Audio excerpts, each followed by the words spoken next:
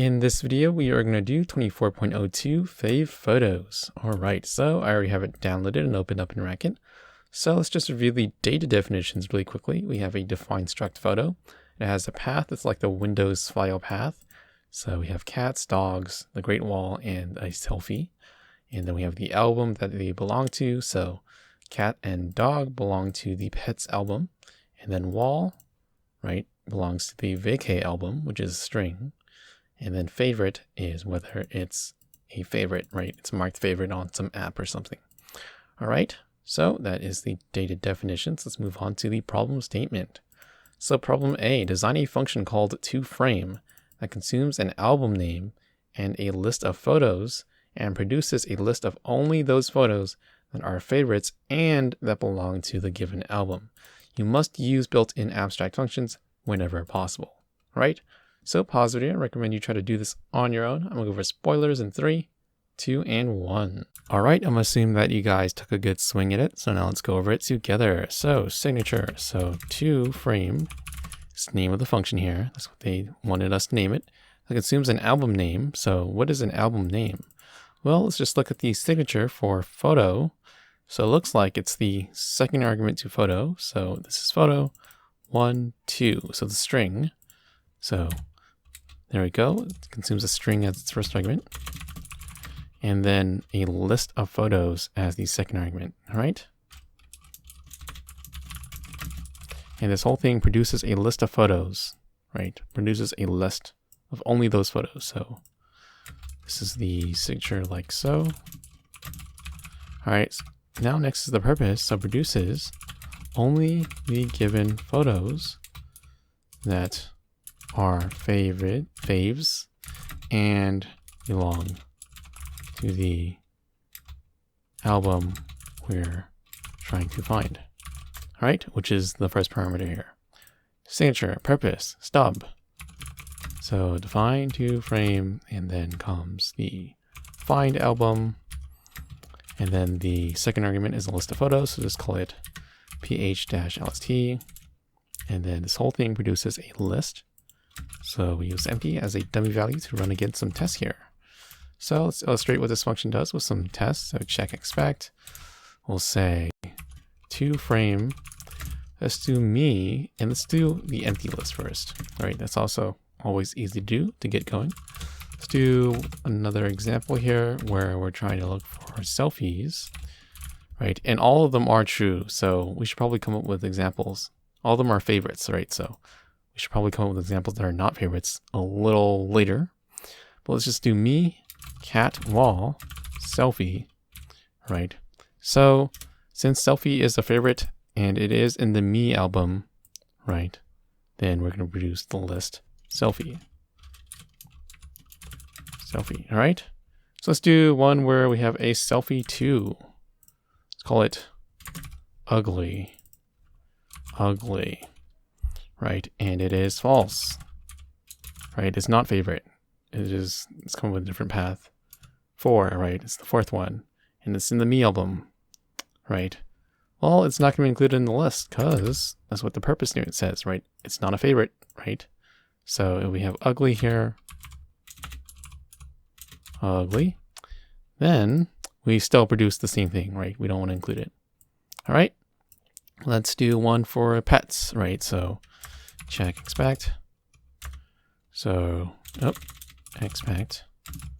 Let's say toFrame pets, and then list. We'll do cat, wall, and then dog, right? So this is some photo album. And what would this produce? Well, let's see. Hit Control I here. Cat is a favorite, right? This marks that it's a favorite. It is in the pets album, right? So matches that. So it is going to be in the album list.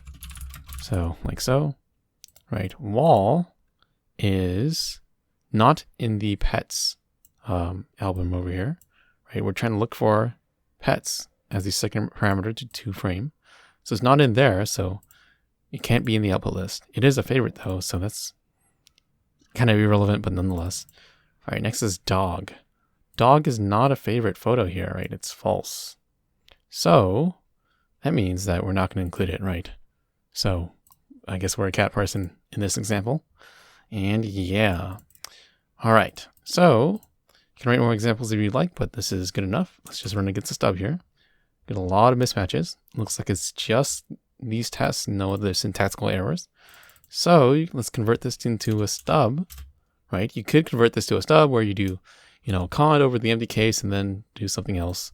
But if we read this, right, we're going from a list of photos to a smaller list of photos with the same items, right? Just a smaller subset. So this screams out filter, right? So we're going to do filter here. And then this requires 2 arguments, right? Let's write the signature for filter here. So filter consumes some function that's going to consume some x, some type x. It's a 1 argument function. It produces a Boolean. And the second argument to filter is going to be a list of x, of type x, right? And we plug in strings here, then it's all going to work out. All right.